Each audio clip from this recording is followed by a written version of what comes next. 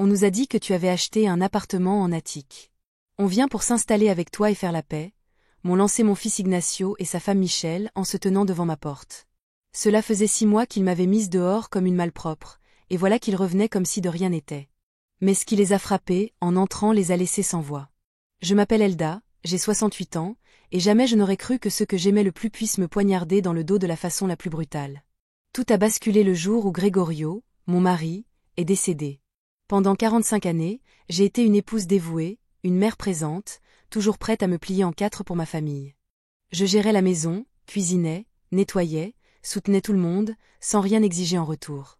Quand Gregorio est mort d'un arrêt cardiaque 2 ans plus tôt, j'ai senti mon univers s'écrouler. Notre maison, remplie de souvenirs, s'est transformée en un lieu silencieux et glacial. Au début, Ignacio et Michel venaient souvent me voir. Ils m'apportaient du réconfort, me disaient que je ne serais jamais seule. On est ta famille, maman, disait Ignacio en me serrant fort. On sera toujours là pour toi. Mensages. Peu à peu, leurs visites se sont espacées. Les appels sont devenus rares. Quand je tentais de les joindre, Michel me raccrochait au nez en prétextant qu'elle était pressée, et Ignacio cessait carrément de répondre. Je n'étais plus qu'un poids dans leur vie bien rangée. Jusqu'au jour où ils ont débarqué chez moi. Ce jour-là, j'ai vécu la pire humiliation de toute mon existence. Ils sont arrivés sans prévenir. Ignacio, visage fermé, tenait une pile de papier. Michel, tiré à 4 épingles dans une robe rouge, m'a toisé avec dédain. Fini les sourires hypocrites. On doit parler, m'a lâché Ignacio froidement. Michel est enceinte, on a besoin d'espace. Cette maison est bien trop grande pour une seule personne. J'ai senti mon cœur se briser. Qu'est-ce que tu dis, mon fils?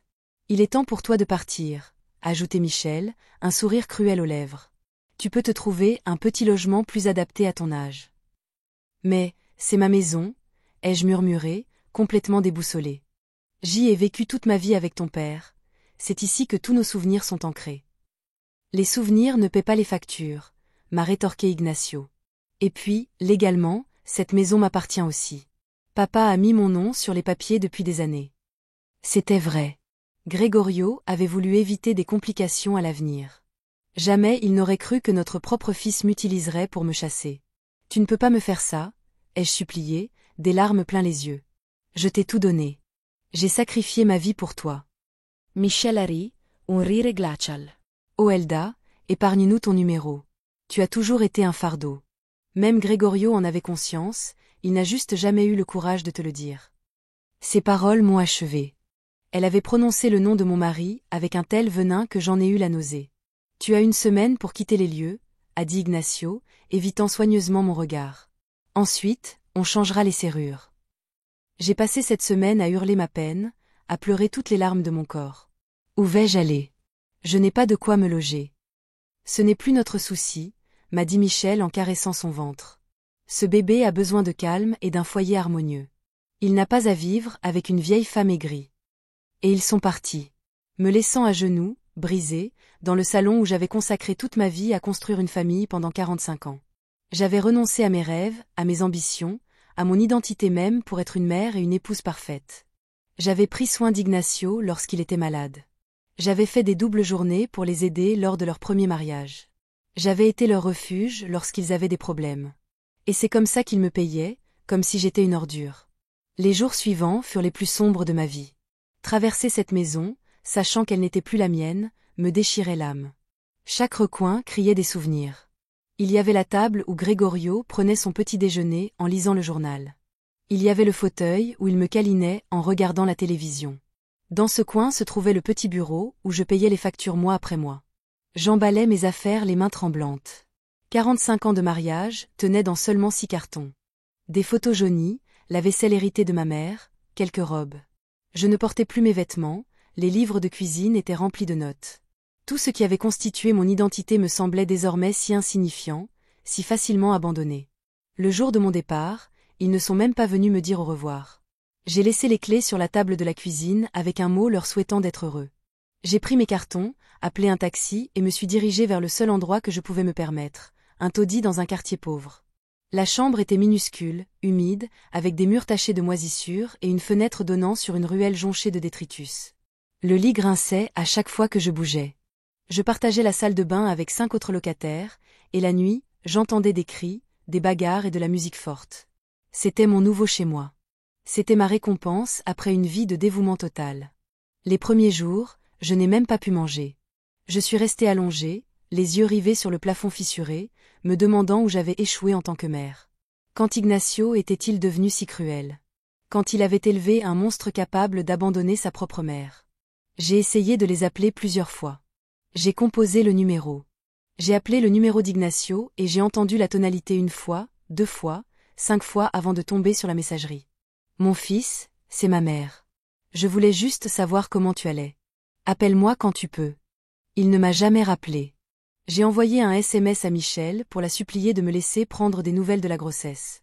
Michel, ma chérie, je sais que nous traversons une période difficile, mais je suis la grand-mère de ton bébé. J'aimerais savoir comment tu vas. La réponse est arrivée des heures plus tard. Arrête de m'embêter. On ne veut rien savoir de toi. Les semaines ont passé, une routine de survie. Chaque matin, je sortais me promener dans le quartier à la recherche d'un emploi de femme de ménage ou d'aide aux personnes âgées. J'avais 68 ans. Personne ne voulait m'embaucher. Vous êtes trop vieille, madame, me disait-il avec un sourire condescendant. Cherchez quelque chose de plus calme. Silencieux. Toute ma vie avait été calme, prévisible, et regardez où j'en étais arrivée. Pour manger, j'achetais les produits les moins chers au supermarché. Du pain rassis à prix réduit, des boîtes de thon en promotion, des fruits à la limite de la pourriture. Certains jours, je ne mangeais qu'une fois pour économiser le peu d'argent que j'avais. J'ai perdu 10 kilos en 2 mois. Mes vêtements étaient amples. Mon visage était hagard, mais personne ne s'en souciait. Les nuits étaient les pires. Je me couchais en écoutant le bruit incessant de la ville, le silence de mon ancienne maison me manquait, la présence de Gregorio à mes côtés me manquait. Je pleurais en silence pour que les autres locataires ne m'entendent pas. Une nuit, la femme de la pièce voisine frappa au mur en hurlant « Tais-toi, vieille pleurnicheuse. Certains d'entre nous veulent juste dormir. » C'était la première fois que je ressentais une véritable humiliation depuis que j'avais quitté la maison. Même là, dans cet endroit horrible, j'étais une nuisance pour les autres. Un jour, en marchant en ville, j'ai vu Michel sortir d'un magasin de vêtements pour bébé. Elle portait des sacs coûteux. Son ventre était déjà visiblement plus gros, elle semblait rayonnante de bonheur. Elle est montée dans une nouvelle voiture, une berline argentée que je n'avais jamais vue auparavant. Il dépensait visiblement l'argent qui subvenait aux besoins de notre foyer. J'ai couru vers elle en criant son nom. Michel, Michel, attends. Elle s'est retournée et m'a vu courir avec ma vieille robe tachée, mes chaussures usées, mes cheveux défaits. L'expression de dégoût sur son visage m'a fait plus mal que n'importe quel coup. « Que fais-tu ici » a-t-elle demandé en regardant autour d'elle pour s'assurer que personne ne la voyait avec moi. « Je voulais juste prendre de tes nouvelles » ai-je dit, essoufflée par la course. « Comment va mon petit-fils » ? « Ton petit-fils va parfaitement bien, et il le restera tant qu'il restera loin de moi. »« Toi » répondit-il en montant rapidement dans la voiture. « Michel, s'il te plaît, laisse-moi partir. » Il démarra le moteur et démarra, me laissant planter sur le trottoir comme une folle se parlant à elle-même. Les passants me regardaient avec pitié ou agacement. Une femme abandonnée implorant l'attention d'une famille qui ne voulait plus d'elle. Cette nuit-là, assise dans mon lit misérable, je pris une décision. Je n'allais plus mendier. Je n'allais plus m'humilier en demandant des miettes d'amour à ceux qui m'avaient trahi. S'ils voulaient me traiter comme si j'étais morte, alors je serais morte aussi pour eux. Mais le destin, comme souvent, en avait d'autres plans. 2 semaines après cette rencontre humiliante avec Michel, en rangeant mes quelques affaires, je trouvais quelque chose qui allait tout changer à jamais. Au fond d'une des boîtes enveloppées dans du vieux papier journal, se trouvaient des lettres que je n'avais pas vues depuis des années. Des lettres que Gregorio avait écrites, mais qu'il ne m'avait jamais données. Des lettres qu'il gardait dans son bureau personnel. Les mains tremblantes, j'ouvris la première. L'écriture de mon mari, cette écriture que je connaissais aussi, m'accueillit sur le papier jauni. Ma chère Elda, si tu lis ceci, c'est que je ne suis plus avec toi. Il y a des choses que je ne t'ai jamais dites, des secrets que j'ai gardés pour te protéger, mais maintenant tu dois tout savoir. Mes mains tremblaient tellement que je pouvais à peine tenir la lettre. La voix de Grégor semblait me parler d'outre-tombe, me révélant des secrets qu'il avait gardés pendant des décennies. Ma chère Elda, si tu lis ceci, c'est que je ne suis plus avec toi. Il y a des choses que je ne t'ai jamais dites, des secrets que j'ai gardés pour te protéger, mais maintenant tu dois tout savoir. Avant de te rencontrer, j'ai travaillé pendant des années dans une agence immobilière. Avec mes économies et quelques placements risqués, j'ai acheté plusieurs terrains en périphérie de la ville. Ils étaient bon marché. À l'époque, personne n'en voulait car ils étaient loin de tout. Je pensais qu'un jour ils auraient de la valeur, mais les années ont passé et je les ai oubliés. Quand nous nous sommes mariés, j'ai décidé de ne pas t'en parler pour que tu puisses. Je ne m'inquiéterai pas pour de l'argent qui pourrait ne jamais exister. Les papiers sont dans un coffre-fort à la Banco Centrale, au numéro 1247. La clé est collée derrière notre photo de mariage. Mon amour, s'il m'arrive quelque chose, ces terres doivent maintenant valoir une fortune. La ville s'est développée ainsi. Il y a des centres commerciaux, des immeubles, tout ce dont je rêvais. J'en ai eu le souffle coupé. J'ai laissé tomber la lettre et j'ai couru vers la photo de notre mariage que j'avais conservée parmi mes rares affaires. Effectivement, collée avec du ruban adhésif jaunâtre, au dos se trouvait une petite clé dorée. J'ai continué à lire les autres lettres, le cœur battant. Gregorio avait tout documenté. Numéro de lot, emplacements exacts, anciens plans, même des photos des terrains vagues prises dans les années 1970. Il avait acheté 12 propriétés différentes, toutes dans des quartiers que je savais désormais être les plus prisés de la ville. Je ne voulais pas te le dire, car tu étais heureuse de notre vie simple. J'ai continué dans une autre lettre. Mais si un jour je disparais, je veux que tu saches que je ne t'ai jamais quittée. Sans protection. Tu es la femme la plus forte que je connaisse, Elda, plus forte que tu ne te le penses toi-même. Si quelqu'un essaie de te faire du mal, souviens-toi que tu as le pouvoir de te défendre. Je t'aime pour toujours, ton mari qui t'admire, Gregorio. J'ai pleuré des heures en serrant ces lettres. Mon Gregorio, mon cher Gregorio, avait veillé sur moi-même après sa mort. Il avait pressenti que j'aurais besoin de ressources. Il avait planifié mon avenir à mon insu. Très tôt le lendemain matin, je me rendais à la Banque Centrale. J'avais les mains moites en tendant la clé à l'employé. Coffre-fort 1247, ai-je dit en essayant d'avoir l'air confiant. Pièce d'identité, a demandé le jeune homme sans lever les yeux. Je lui ai montré ma carte d'identité d'une main tremblante. Il a vérifié une liste. Puis il m'a regardé avec curiosité. Madame Elda, ce coffre n'a pas été ouvert depuis plus de 2 ans. Êtes-vous sûre qu'il est à vous? Il appartenait à mon mari. Il est décédé il y a 2 ans. Il m'a conduite dans une pièce privée et a ouvert le coffre. À l'intérieur se trouvaient des piles de documents. Des actes, des projets, et quelque chose qui m'a coupé le souffle. Une enveloppe avec mon nom écrit de la main de Gregorio. Pour mon guerrier, quand je découvrirai qui il est vraiment. À l'intérieur se trouvait une évaluation actualisée du terrain, datée seulement 6 mois avant la mort de Gregorio. Les 2 épis valaient désormais 2 400 000 $. Assis sur la chaise en plastique à la banque, j'avais l'impression que le monde tournait autour de moi. J'étais millionnaire. J'avais vécu dans cette pension sordide, mangeant des restes, humilié par ma propre famille alors qu'une fortune m'attendait. Mais le plus important n'était pas l'argent.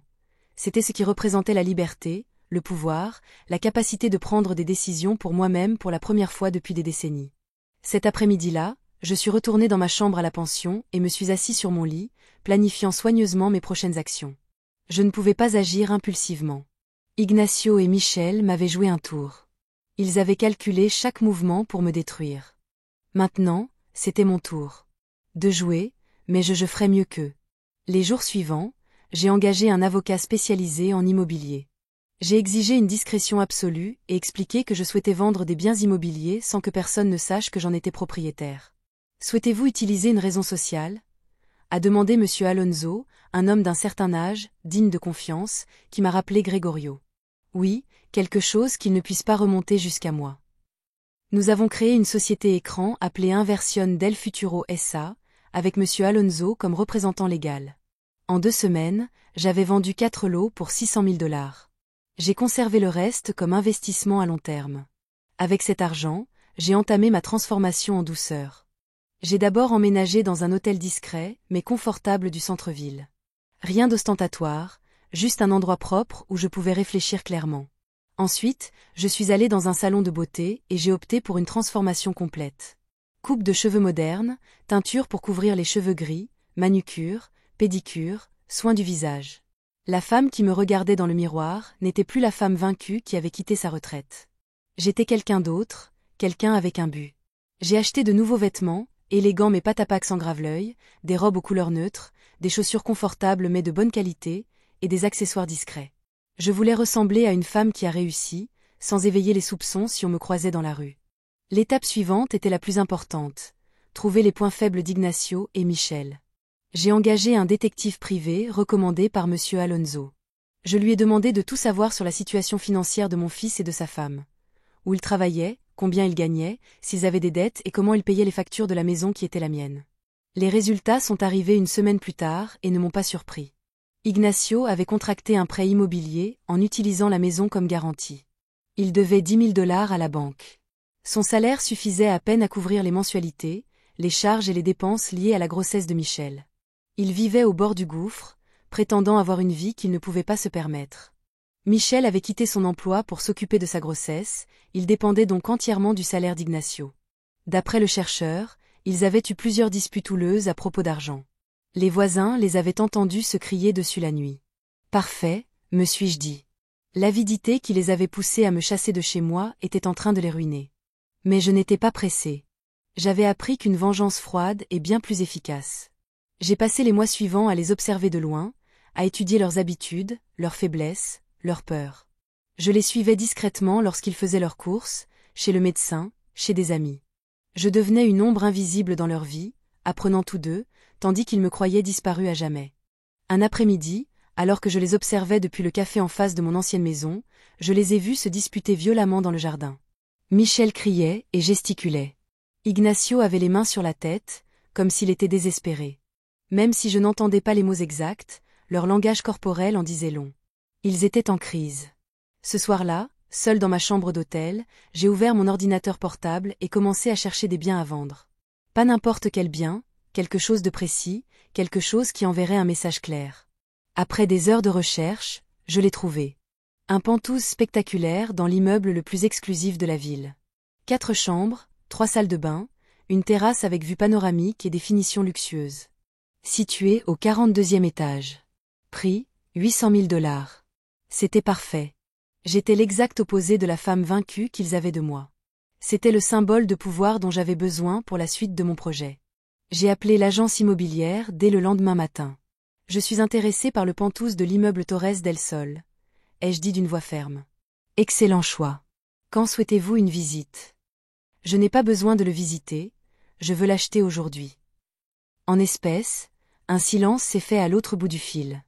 Excusez-moi, madame, a-t-il dit, en espèces. C'est exact. J'ai l'argent disponible immédiatement.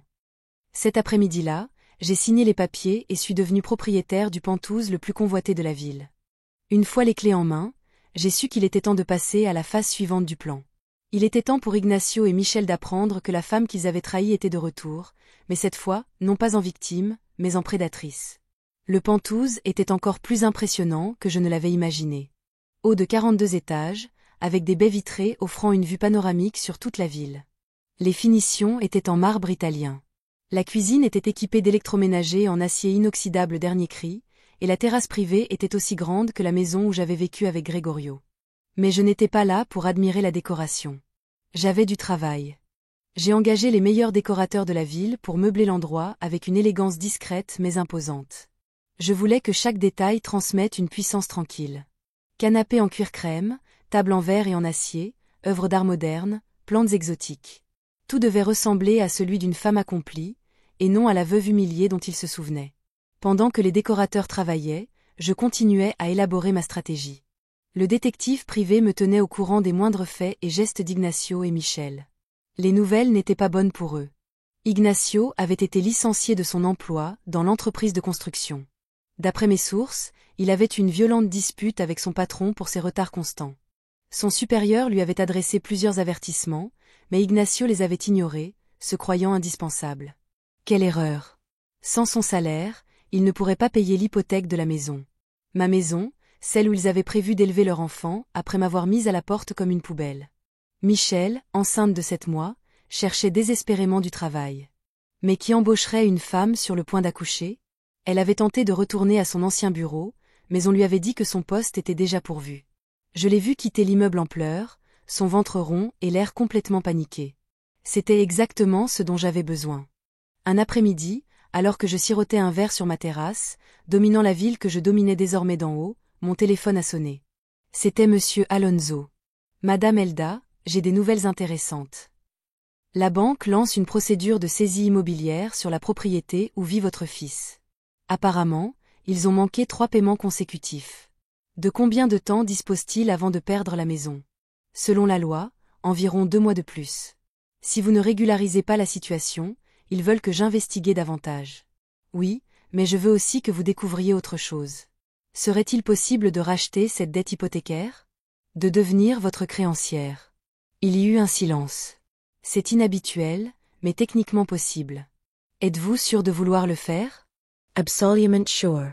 Prenez les dispositions nécessaires. En 2 semaines, par l'intermédiaire de ma société écran, je suis devenue la nouvelle créancière de l'hypothèque de mon ancienne maison. Maintenant, techniquement, Ignacio et Michel me devaient 10 000 $.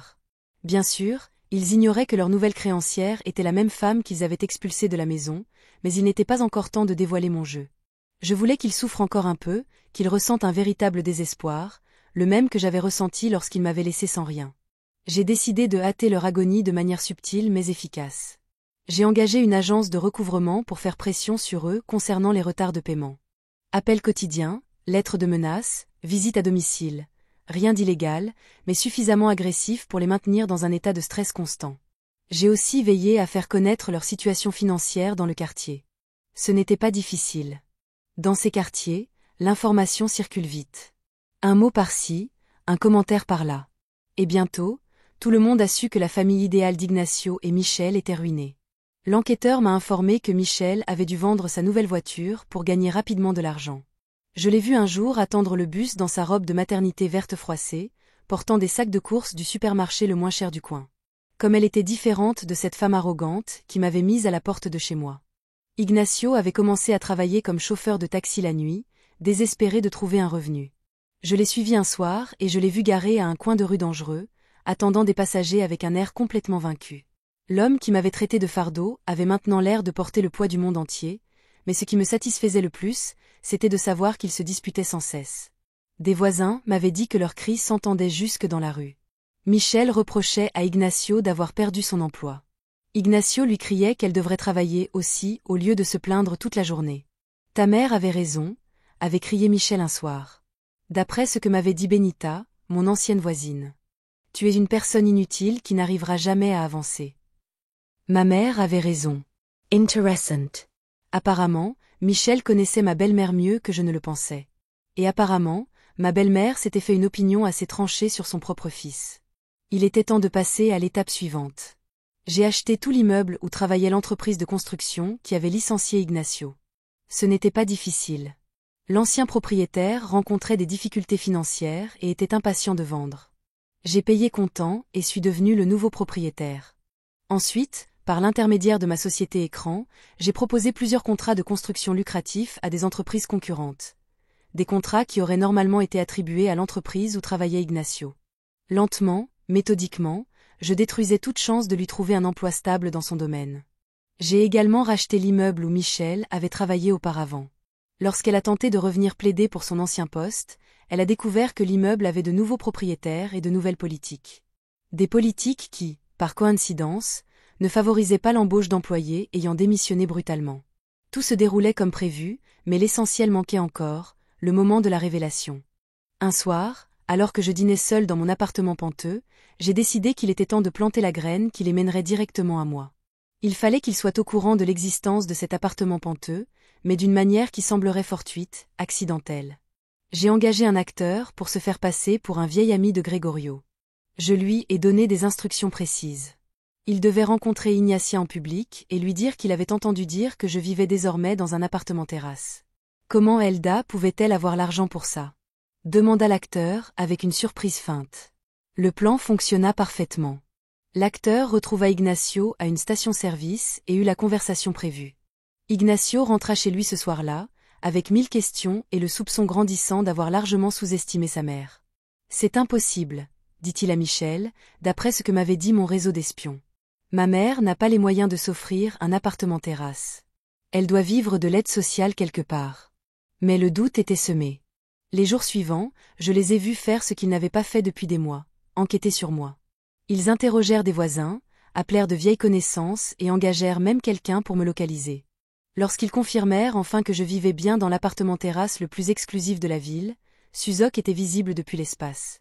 Michel passa 3 jours sans quitter la maison, probablement en train d'assimiler l'information.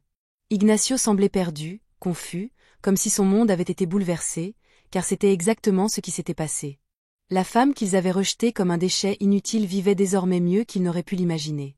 Le fardeau qu'ils avaient chassé de leur propre foyer avait plus de pouvoir et de ressources qu'ils ne pourraient en rassembler en une vie. Et, plus beau encore, ils ignoraient que leur cauchemar financier avait été soigneusement orchestré par celle-là même qu'ils avaient trahie. Il ne leur restait plus qu'à attendre. Je savais qu'ils viendraient. Le désespoir, la curiosité et la cupidité les mèneraient droit à ma porte, et quand ils arriveraient, je serais prête à les accueillir. L'appel est arrivé exactement comme je l'avais prédit. C'était un mardi matin, alors que je prenais mon petit déjeuner sur ma terrasse, regardant la ville s'éveiller sous mes pieds. Le téléphone a sonné, un numéro que j'ai immédiatement reconnu. Ignacio, j'ai laissé sonner 4 fois avant de répondre. J'ai dû prendre un air surpris, comme si je ne m'attendais pas à cet appel depuis des semaines. Bonjour, maman. C'est moi, Ignacio. Sa voix était différente, plus faible, plus brisée. Elle n'avait plus l'arrogance qui le caractérisait quand il m'avait mise à la porte. Ignacio, comment as-tu eu mon numéro? J'ai feint la confusion à la perfection. C'était difficile de te trouver, maman. Il faut qu'on parle. Ah, maintenant il faut vraiment que tu me parles. C'est intéressant. Il y a des mois, tu m'as dit que j'étais un fardeau et que tu ne voulais rien avoir à faire avec moi. Il y a eu un long silence. J'entendais sa respiration nerveuse à l'autre bout du fil. Maman, c'est compliqué. Michel est enceinte de 8 mois. J'ai perdu mon travail, et on a appris que c'était formidable que tu aies un pantouse. C'était la vraie raison de son appel. Ce n'était pas de l'amour filial ou des regrets de Chenuin. C'était un pur besoin financier déguisé en réconciliation. Un pantouse. Qui t'a dit ça? Un ami de papa nous a dit qu'il t'avait vu. Maman, on ne comprend pas comment c'est possible. Quand tu as quitté la maison, tu n'avais plus d'argent pour quoi que ce soit. Les choses changent, fiston. Parfois, les gens auxquels on s'attend le moins réservent des surprises. Pourrais-tu nous raconter ce qui s'est passé? Michel et moi traversons une période très difficile. On pourrait peut-être venir te voir et discuter. Leur audace m'a laissé sans voix un instant. Après m'avoir humilié, jeté à la rue, ignoré mes appels pendant des mois, ils voulaient maintenant me parler parce qu'ils avaient découvert que j'avais de l'argent. Viens me voir. Tu es sûre de vouloir faire ça? La dernière fois qu'on s'est vu, tu m'as dit que j'étais une vieille femme aigrie qui n'apportait que des ennuis. Maman, moi, on était très stressés à ce moment-là. On ne pensait pas ça. Mentos. Bien sûr qu'ils pensaient chaque mot cruel qui sortait de leur bouche. Écoute, Ignacio, je vis très tranquillement depuis que j'ai quitté ce qui était ma maison. Je ne sais pas si je veux à nouveau des complications. S'il te plaît, maman. Michel se sent mal pour ce qui s'est passé. Elle veut s'excuser personnellement auprès de toi, et moi aussi. Michel s'est senti mal. Comme c'est pratique. Elle se sentait sans doute mal, maintenant qu'elle savait que la femme qu'elle avait traitée comme une ordure vivait dans un endroit qu'elle ne pourrait jamais se permettre. D'accord, dis-je. Enfin, ils peuvent venir demain après-midi, mais à une condition, pas de mensonge entre nous. S'ils viennent ici, c'est pour parler en toute honnêteté de ce qui s'est passé. Oui, maman, en toute honnêteté. Promis. Encore un mensonge. Mais cette fois, j'avais toutes les cartes en main. Je leur ai donné l'adresse de l'immeuble et leur ai dit de monter au 42e étage. J'imaginais leur tête en découvrant l'adresse de l'un des immeubles les plus exclusifs de la ville. Après avoir raccroché, je me suis assis sur ma terrasse à planifier chaque détail de leur visite. Il fallait que ce soit parfait. Il fallait que le message soit clair, que la femme qu'ils avaient sous-estimée avait désormais tout le pouvoir. J'ai engagé l'une des entreprises de Catherine pour préparer un déjeuner élégant, rien d'ostentatoire, mais suffisamment raffiné pour montrer que mon niveau de vie avait radicalement changé. Saumon, salade gourmande, vins importés, desserts délicats. Le genre de mets que Michel rêvait de servir lors de ses dîners mondains, mais qu'elle n'avait jamais pu se permettre. J'ai également veillé à ce que la décoration soit impeccable. Des fleurs fraîches dans chaque pièce, des coussins parfaitement disposés, des œuvres d'art bien éclairées. Je voulais que chaque détail crie ma victoire tandis qu'il sombrait, mais le plus important était mon apparence. Je suis allée dans le salon de beauté le plus exclusif de la ville et j'ai bénéficié d'un soin complet. Pédicure, manucure, soins du visage, coiffure élégante. J'ai acheté une nouvelle robe d'une couleur neutre, élégante sans être excessive, des chaussures de créateur et des bijoux discrets, mais évidemment chers.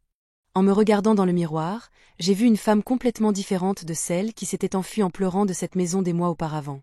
Cette femme avait du pouvoir, elle avait le contrôle, elle avait le pouvoir de décider du sort de ceux qui l'avaient trahie. La veille de leur visite, j'ai appelé monsieur Alonso pour l'informer de la situation. Ils viennent me voir demain. Je veux que vous ayez tous les documents relatifs à l'hypothèque sur la maison et aux propriétés que j'ai achetées dans le quartier où ils habitent. Vous comptez leur révéler que vous êtes leur créancier. Pas encore. Je veux d'abord évaluer leur désespoir, mais je veux avoir toutes les informations à portée de main au cas où je déciderais d'utiliser cette lettre. Compris? Les documents seront sur votre bureau demain matin. Cette nuit-là, j'ai à peine dormi, non pas à cause du stress, mais par anticipation. Pendant des mois, j'avais rêvé de ce moment, celui où ils comprendraient pleinement ce qu'ils avaient perdu en décidant de me trahir. Le lendemain matin, je me suis levé tôt et j'ai examiné chaque détail du Penthouse. Tout devait être parfait. J'ai mis une douce musique classique en fond sonore. J'ai disposé stratégiquement quelques livres sur la table basse. J'ai laissé un ordinateur portable ouvert avec des graphiques d'investissement financier. À 14 heures, le portier m'a appelé. Madame Elda, un couple vous demande.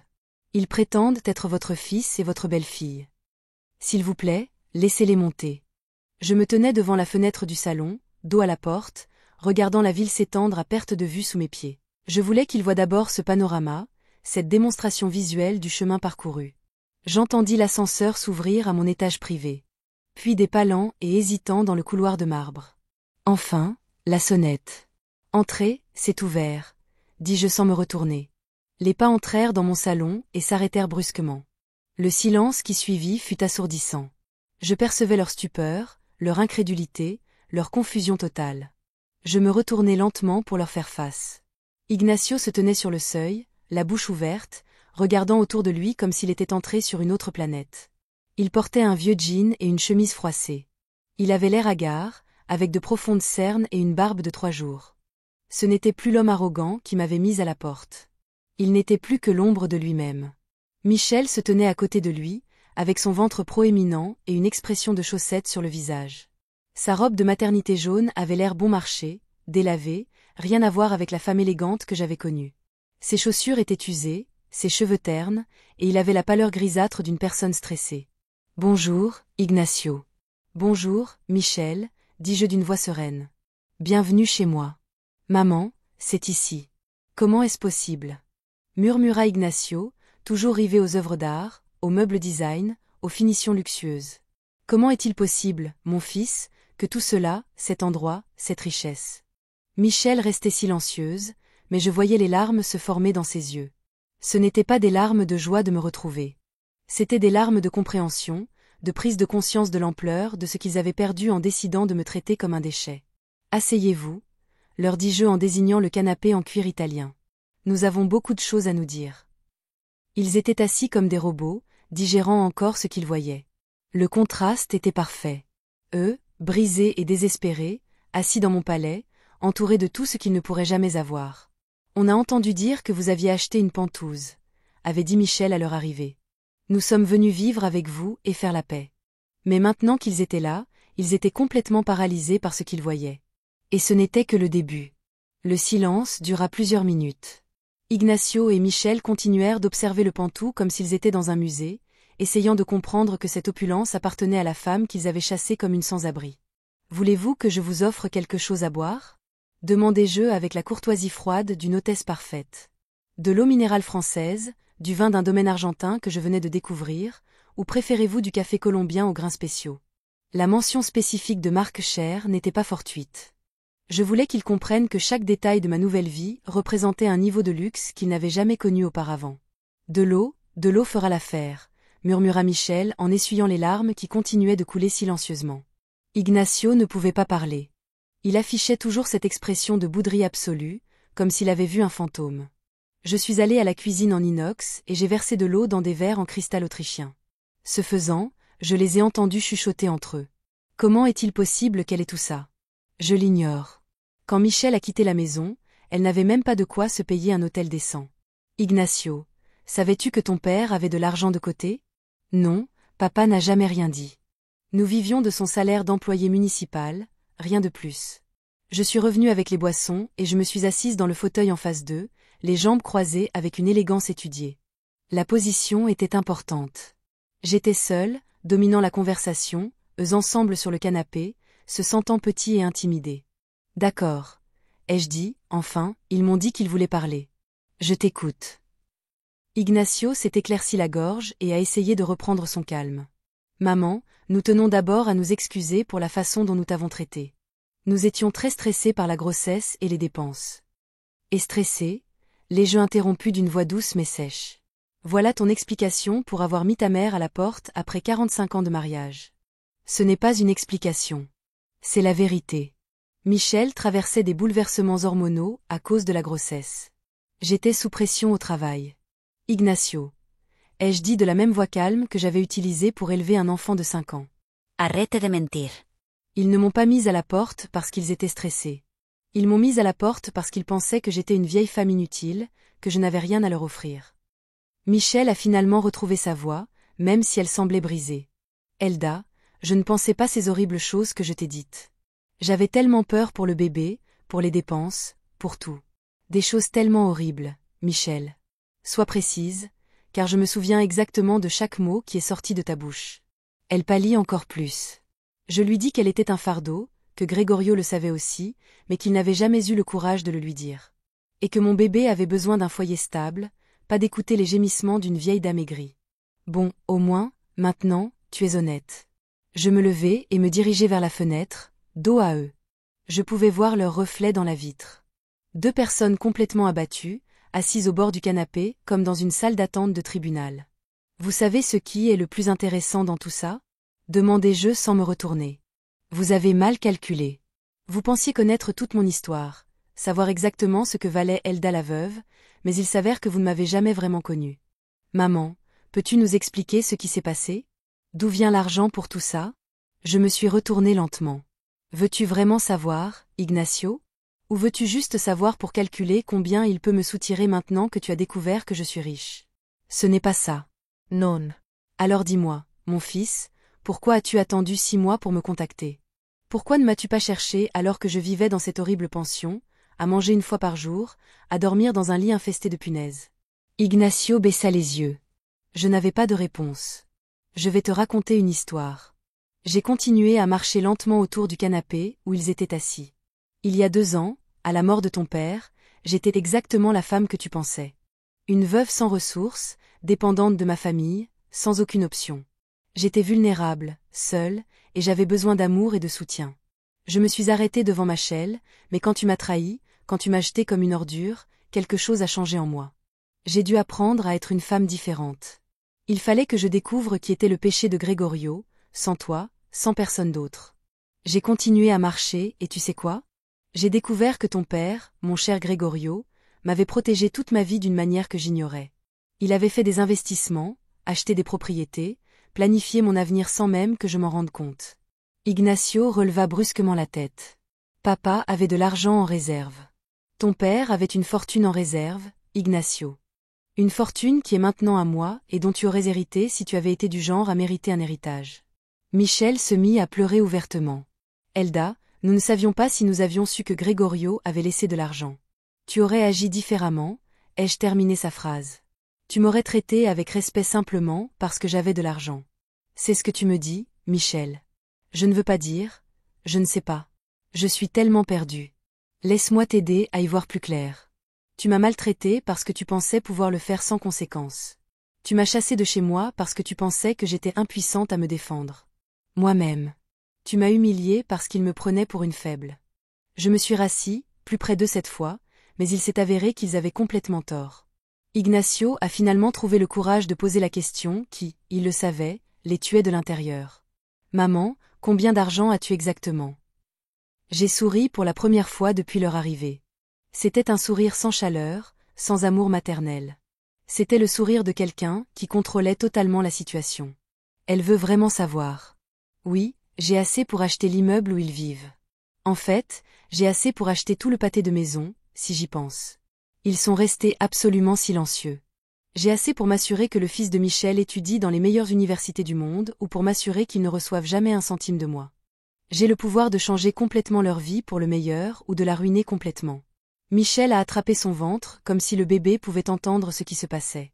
Et tu sais ce que j'ai d'autre, Ignacio? J'ai tous les liens que j'ai tissés ces derniers mois.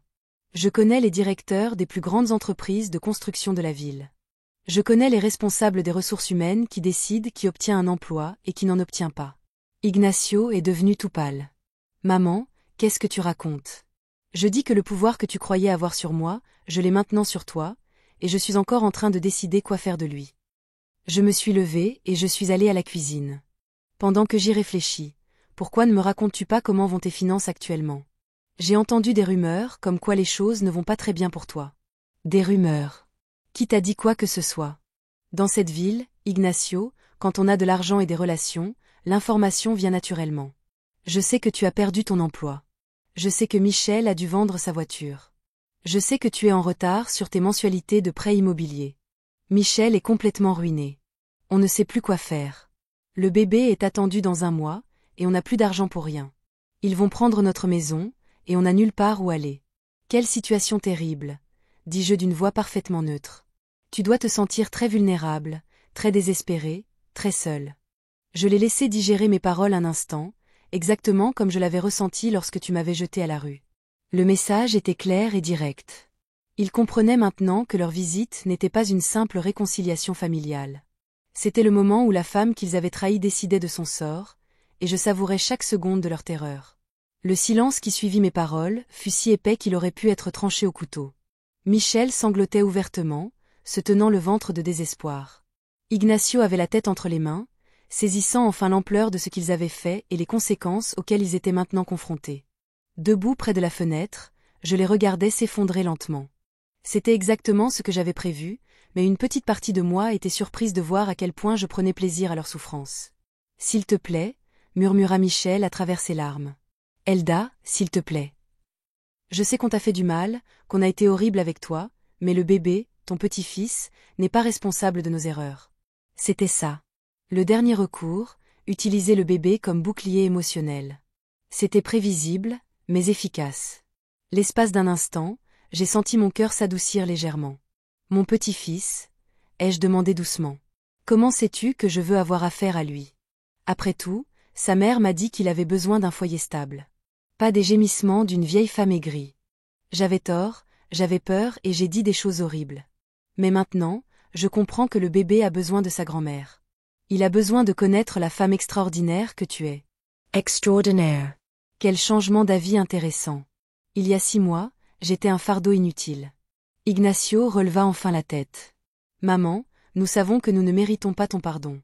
Nous savons que nous avons été cruels et injustes envers toi, mais nous sommes désespérés. Nous ne savons pas quoi faire. Vas-y, dis-je, curieux de voir jusqu'où il était prêt à ramper. J'ai perdu mon travail il y a 2 mois. J'ai cherché partout, mais personne ne m'embauche. C'est comme s'il y avait une liste noire avec mon nom dessus. Je n'ai pas pu m'empêcher de sourire intérieurement. Mon réseau avait parfaitement fonctionné. Michel a essayé de travailler, mais personne ne veut embaucher une femme enceinte de 8 mois. Nous avons 3 mois de retard sur notre prêt immobilier. La banque nous a envoyé des avis d'expulsion. Dans 2 semaines, ils vont saisir et nous expulser de la maison. La maison qui était à moi, ajoutai-je doucement. Oui, la maison qui était à toi. La maison où nous étions si heureux quand nous étions une famille. Quand nous étions une famille, tu insinues que nous ne sommes plus une famille maintenant. Non, je ne sais pas ce que nous sommes maintenant, maman. Je me suis approchée et je me suis assise sur la table basse en face d'eux, assez près pour voir chaque détail de leur désespoir. Je vais te dire exactement ce que nous sommes maintenant.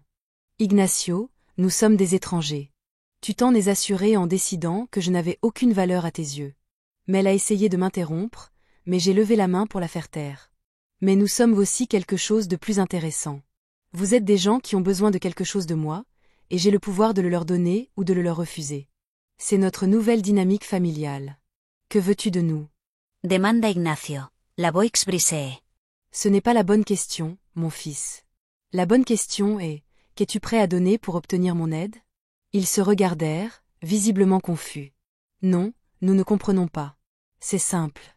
Tu m'as traité comme un jetable alors que tu pensais que je n'avais rien à t'offrir. Maintenant, tu veux mon aide parce que tu as découvert que j'ai quelque chose de précieux. Mais que m'offres-tu en retour? En retour, demanda Michel, nous sommes ta famille, ton fils et ta belle-fille. Non, répondis-je fermement. Tu as perdu le droit d'utiliser cette carte quand tu m'as jeté comme un déchet. Maintenant, si tu veux mon aide, tu dois la mériter. Comment? Demanda Ignacio. Je me levai et me dirigeai vers mon bureau, où j'avais préparé plusieurs documents. Il était temps. Je veux montrer mes cartes. Tout d'abord, je veux que vous compreniez bien la situation dans laquelle vous vous trouvez. J'ai pris le premier document. C'est l'avis de saisie de leur maison. Ils ont exactement 11 jours avant d'être expulsés. Ils sont tous les deux devenus complètement blêmes. Ceci, ai-je continué en prenant un autre morceau de papier, est un rapport de solvabilité montrant toutes leurs dettes. En plus de l'hypothèque, ils doivent 18 000 $ de carte de crédit, 4 000 $ de prêts étudiants et 3 000 $ de frais médicaux liés à la grossesse. Comment avez-vous obtenu ces informations? Murmura Ignacio. Quand on a de l'argent et des relations, obtenir des informations est étonnamment facile. J'ai pris le troisième document, et c'est un rapport sur les perspectives d'emploi d'Ignacio dans le secteur de la construction dans cette ville. Attention, spoiler. Elles ne sont pas bonnes. Qu'est-ce que cela signifie? Cela signifie qu'il a été mis sur une liste noire informelle. Les plus grandes entreprises ont reçu des informations sur votre manque de fiabilité professionnelle. C'est faux. J'étais une bonne employée, peut-être, mais maintenant tu as une autre réputation, et changer une réputation est très difficile sans aide. Michel pleurait si fort que tout son corps tremblait. Pourquoi nous fais-tu ça? Pourquoi es-tu si cruel? Cruel, Michel, je n'ai rien fait de cruel. Je te montre juste la réalité de ta situation, la même réalité à laquelle j'ai dû faire face quand tu as détruit ma vie. Je me suis rassis devant eux. Mais voici la différence entre toi et moi. J'ai le pouvoir de changer ta situation. Je peux faire disparaître tous tes problèmes d'un seul coup de fil. Ferais-tu ça? Demanda Ignacio avec une pointe d'espoir dans la voix. Peut-être, mais j'ai d'abord besoin que tu comprennes quelque chose de fondamental. Je les ai regardés droit dans les yeux. Je ne te dois rien, rien du tout.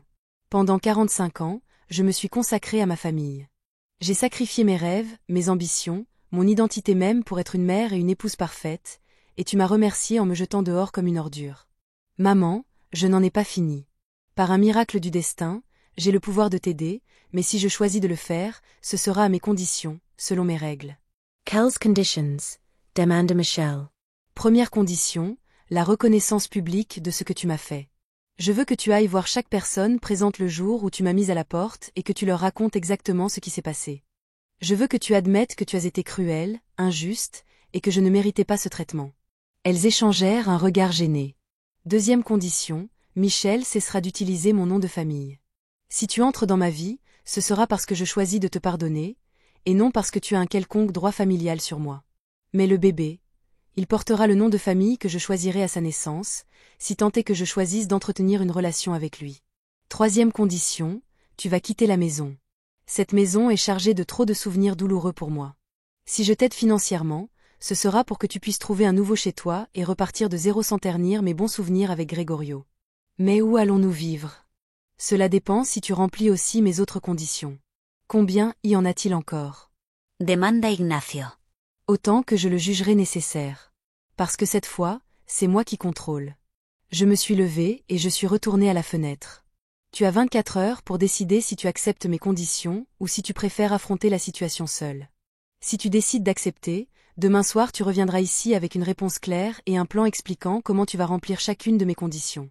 Et si nous n'acceptons pas, alors tu pars d'ici immédiatement et tu ne reviendras jamais, et tu devras résoudre ta crise financière sans mon aide. Le poids de la décision les a visiblement écrasés. Ils savaient qu'ils n'avaient pas d'autre choix. Ils étaient entièrement à ma merci. Avant que tu partes, ai-je ajouté, je veux que tu saches autre chose. Ils m'ont tous deux regardé avec impatience. Je suis le nouveau propriétaire de ta dette hypothécaire. La banque m'a vendu son prêt il y a 2 semaines, donc techniquement, ils ne lui doivent plus d'argent, ils me doivent de l'argent. Cette révélation les a complètement laissés sans voix. Cela signifie que leur sort est littéralement entre mes mains. Puis-je saisir ma maison demain, ou puis-je annuler la totalité de la dette? Tout dépend de la force de leurs excuses. Ils étaient venus chercher la réconciliation, mais ils ont trouvé justice. Froide, calculée, mais enfin justice. La révélation que j'étais désormais leur créancière les a complètement choqués. Ignacio est resté bouche bée, réalisant lentement que la femme qu'il avait mise à la porte avait désormais le pouvoir légal de le mettre à la porte. Michel commença à hyperventiler, se tenant la poitrine pour respirer. Tu dis que tu as racheté notre dette, murmura Ignacio d'une voix brisée. Exactement. Par l'intermédiaire de ma société d'investissement, j'ai obtenu leur prêt immobilier auprès de la banque. Techniquement, tu me dois maintenant 10 000 $, mais ça veut dire que je peux t'expulser quand je veux, que je peux saisir demain si je veux, que ta maison, ta sécurité, l'avenir de ton fils, tout est entre mes mains. Michel se plia en deux, rêvassant sans pouvoir s'arrêter. C'est impossible. C'est impossible. Oh, c'est bien réel, Michel. Aussi réel que lorsque tu m'as dit que mon petit-fils avait besoin d'un foyer stable, sans les gémissements d'une vieille dame aigrie. Je me suis dirigé vers mon bureau et j'ai sorti un autre document. Voici le contrat de rachat de dette. Comme tu peux le voir, il date d'il y a 3 semaines. Je suis ton créancier depuis lors, observant en silence ton désespoir. Ignacio prit le papier d'une main tremblante et le lut.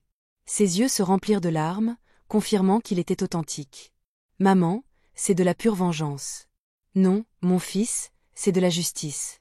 La vengeance aurait été une saisie le jour même où j'ai racheté la dette.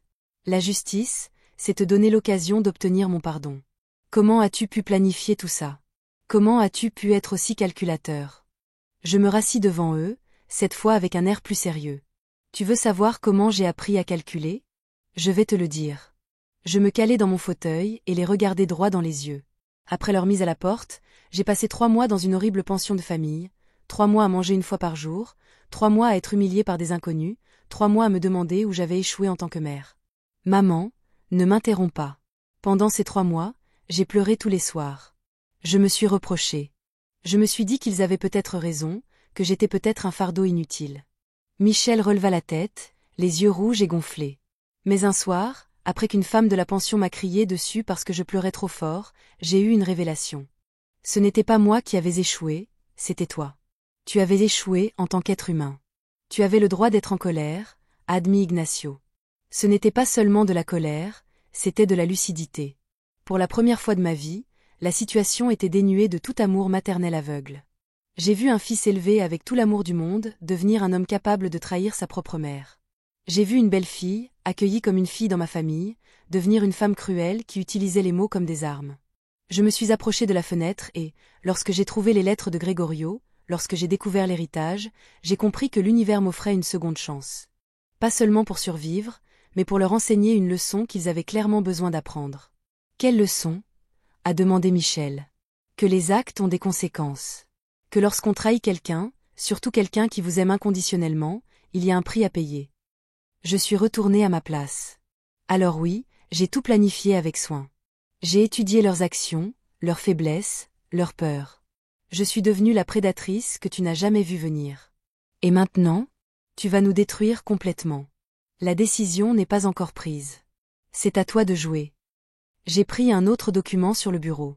Il s'agit d'un plan de paiement préparé par mon avocat. Si tu acceptes mes conditions, tu pourras rembourser ta dette en 5 ans. Sans intérêt, sans intérêt, sans intérêt. Je trouverai aussi à Ignacio un emploi dans une prestigieuse entreprise de construction avec un salaire qui te permettra de vivre décemment. Pourquoi ferais-tu ça après tout ce que tu as dit? Parce que malgré tout, je reste sa mère. Et les mères, les vraies mères, n'abandonnent pas leurs enfants, même si elles le font. Michel se remit à pleurer, mais cette fois, ce n'étaient pas des larmes de désespoir, mais de soulagement. Mais elle continua d'une voix ferme. Si tu refuses mes conditions, si tu essaies de négocier ou de manipuler la situation, je saisirai immédiatement. Je vous expulserai sans un sou et je veillerai à ce qu'Ignacio ne trouve jamais d'emploi dans cette ville. Nous comprenons, murmura Ignacio. Vraiment, car j'ai besoin d'être absolument certain qu'ils comprennent la situation. Je me suis levée et j'ai marché lentement autour d'eux, comme un avocat interrogeant des témoins. Vous n'êtes plus mes proches qui ont commis une erreur. Vous êtes des débiteurs qui ont trahi leurs créanciers. La différence est cruciale. Que voulez-vous que nous fassions pour vous montrer que nous comprenons?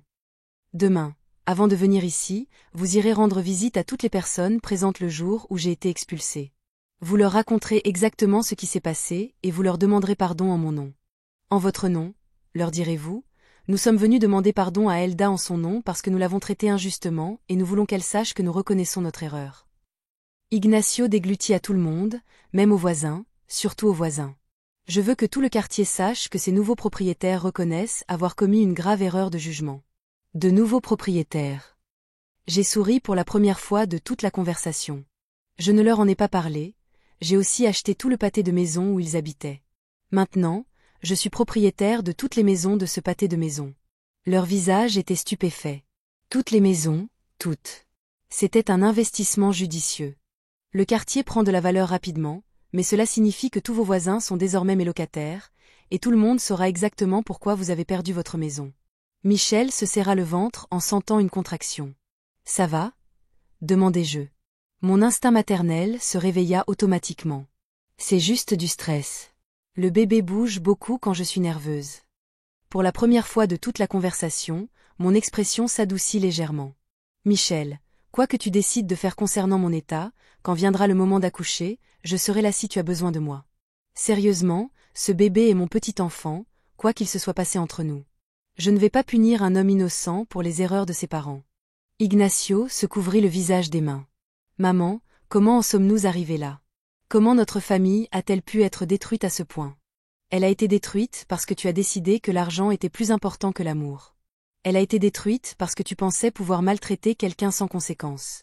Y a-t-il un moyen de réparer les dégâts? Peut-être. Mais réparer demande du temps, de vrais efforts et de véritables changements dans sa personnalité. Je me suis assise une dernière fois devant eux. Tu as jusqu'à demain à 20h pour décider. Soit tu acceptes mes conditions sans réserve, soit tu assumes seul les conséquences de tes décisions. Et si nous acceptons, les choses pourront redevenir comme avant. Non, Ignacio, rien ne sera plus jamais comme avant. Mais peut-être pouvons-nous construire quelque chose de nouveau, quelque chose basé sur le respect mutuel plutôt que sur des préjugés sur qui a ou n'a pas le pouvoir. Ils se levèrent lentement du canapé. Michel avait besoin de l'aide d'Ignacio pour se lever. « Merci de nous avoir donné une chance », murmura-t-elle. « Ne me remercie pas encore. Prouve d'abord que tu en vaux la peine. » Je les raccompagnai jusqu'à la porte du Penthouse. Je leur disais encore une chose avant qu'ils ne partent. À mon retour demain, je veux que tu apportes une lettre manuscrite expliquant précisément ce que tu as appris de cette expérience et comment tu comptes changer les choses à l'avenir. Une lettre. Une lettre. Parce que les mots ont du poids, et j'ai besoin de voir qu'ils comprennent vraiment la gravité de ce qu'ils ont fait. Ils sont partis en silence, portant le poids de tout ce qu'ils avaient découvert. Quand j'ai fermé la porte, je me suis retrouvée dans mon salon, entourée de luxe, mais ressentant un étrange vide dans ma poitrine. J'avais gagné. J'avais le pouvoir, le contrôle, la justice que j'avais recherchée. Mais pour la première fois depuis des mois, je me suis demandé si la victoire était aussi douce que je l'avais imaginée. La nuit qui a suivi leur visite a été la plus longue que j'ai passée depuis des mois. Je suis restée éveillée sur ma terrasse, regardant les lumières de la ville scintiller comme des étoiles, repensant à tout ce que j'avais dit et fait. Pour la première fois depuis que j'avais commencé mon plan de vengeance, j'ai ressenti une sorte de doute. Étais-je allé trop loin? Était-ce la justice ou simplement de la cruauté déguisée? Mais chaque fois que je commençais à assouplir ma position, je me souvenais des mots exacts de Michel. Mon bébé a besoin d'un foyer stable. Il ne peut pas grandir en écoutant les gémissements d'une vieille femme amère. Je me souvenais de son sourire cruel lorsqu'il m'avait chassée de chez moi. Je me souvenais des mois d'humiliation, de faim et de désespoir. Non, je n'étais pas allé trop loin. J'étais allé exactement là où je devais aller. Tôt le lendemain, les rapports de mes espions du quartier commençaient à arriver. Ignacio et Michel avaient commencé leur tournée d'excuses à 7h du matin, maison par maison, voisin par voisin, s'humiliant publiquement comme je l'avais exigé. Benita, mon ancienne voisine, m'a appelé pour me raconter tous les détails. Elda, tu n'imagines pas ce que je viens d'assister. Ton fils et sa femme sont venus chez moi en pleurs, implorant pardon pour toi. Ils ont dit qu'ils avaient commis une terrible erreur avec toi et voulaient que tout le quartier le sache. Quoi d'autre? Ont-ils dit? Michel pleurait tellement qu'elle pouvait à peine parler. Ignacio m'a raconté toute l'histoire. Comment ils t'ont chassé de chez toi, comment ils t'ont maltraité, comment ils ont compris qu'ils avaient perdu la meilleure mère du monde par cupidité. Et que leur as-tu dit? Je leur ai dit que j'avais toujours su qu'ils étaient ingrats, qu'une femme comme toi, qui avait sacrifié sa vie pour sa famille, méritait le respect, pas la trahison. Je leur ai aussi dit que j'espérais qu'ils apprendraient la leçon. Tout au long de la journée, des rapports similaires ont continué d'arriver. Dans chaque maison, Ignacio et Michel ont répété la même histoire, s'excusant publiquement de m'avoir traité injustement. À midi, tout le quartier savait exactement ce qui s'était passé et qui avait raison. À 18h, 2 heures avant le rendez-vous, je me suis soigneusement préparée pour notre dernière rencontre. J'ai revêtu un tailleur pantalon gris, élégant mais autoritaire. Je voulais qu'ils comprennent qu'il ne s'agissait pas d'une simple réunion de famille, mais d'une négociation commerciale où j'avais tout le pouvoir. J'ai préparé la salle pour recevoir les documents. J'avais préparé les documents d'annulation de dette, les contrats de travail d'Ignacio, des informations sur les appartements disponibles en ville et les conditions spécifiques de notre nouvelle famille. À 8h précises, on sonna à la porte. En ouvrant, je fus surpris de constater qu'ils avaient changé. Plus petits, plus humbles, mais aussi plus authentiques que je ne les avais vus depuis des années. Bonsoir, dis-je d'une voix neutre. Il apportait tout ce que je demandais. Oui, répondit Ignacio en me tendant une lettre manuscrite. Nous avons fait toutes les visites et écrit les lettres que tu as demandées. Entre et assieds-toi. Cette fois, tu t'es assis plus près du bord du canapé, avec la posture de quelqu'un qui attend des instructions, et non de quelqu'un qui vient te faire une demande. J'ai ouvert la lettre d'Ignacio en premier. Chère maman, ces derniers temps, j'ai réfléchi à l'homme que je suis devenu et j'en ai profondément honte. Je t'ai chassé de chez toi parce que je pensais en avoir le droit. Je t'ai traité comme si tu étais jetable, pensant que tu n'avais aucune valeur au-delà de ce que tu pouvais m'apporter. Je me suis comporté comme un enfant égoïste, contrairement à l'homme que tu as élevé avec tant d'amour. J'ai appris que le respect ne se fonde pas sur ce que quelqu'un peut offrir, mais sur la reconnaissance de sa dignité humaine. Je promets d'être un meilleur père pour mon fils que je ne l'ai été pour toi. Avec amour et sincère regret, Ignacio. La lettre était simple, mais sincère. Je sentais que les mots venaient du cœur, pas seulement du désespoir. La lettre de Michel était plus longue. Chère Elda, je n'ai aucune excuse pour mon comportement. Je t'ai traité avec une cruauté injustifiable. J'ai utilisé les mots comme des armes pour te blesser délibérément, et cela dit tout ce que tu as besoin de savoir sur qui j'étais à ce moment-là. Pendant ces mois, alors que ma vie s'effondrait, j'ai compris ce que signifiait être vulnérable, avoir peur, compter sur la gentillesse des autres. Et j'ai réalisé que c'était exactement ce que tu as ressenti quand on t'a mise à la porte. La différence, c'est que tu n'avais rien fait pour le mériter. Je veux que mon fils grandisse en connaissant sa grand-mère, mais seulement si tu choisis de me pardonner. Non pas parce que j'ai droit à ton pardon, mais parce que j'espère mériter cette chance. Avec respect et humilité, Michel. J'ai posé cartes sur table et les ai observées en silence pendant de longues minutes. Très bien. Ai-je dit, tu as enfin présenté des excuses publiques et écrit des lettres qui démontrent une certaine compréhension de ce que tu as fait. Cela signifie que tu es prête à entendre mes dernières conditions. J'ai pris les documents préparés. Premier point, la dette hypothécaire de 10 000 $ est totalement annulée. La maison est à toi, libre et sans frais. Ils se regardèrent, incrédules. Sérieusement, mais ne vous réjouissez pas trop vite. Il y a des conditions. Quoi? La maison est assortie de la condition qu'elle soit placée en fiducie et confisquée au profit de mon petit-fils. Tu pourras y vivre jusqu'à ses 18 ans, après quoi il décidera de la propriété. Nous comprenons. Deuxième point. Ignacia commencera à travailler lundi chez Méridian Construction, l'une des entreprises les plus respectées de la ville. Son salaire de départ est de 5 000 $ par mois. C'est plus du double de ce qu'elle gagnait auparavant. C'est ce que vaut un employé ponctuel, travaillant dur et bénéficiant d'une solide recommandation, ce qui m'amène au troisième point. Je les ai examinés sérieusement. Je serai son superviseur silencieux pendant la première année.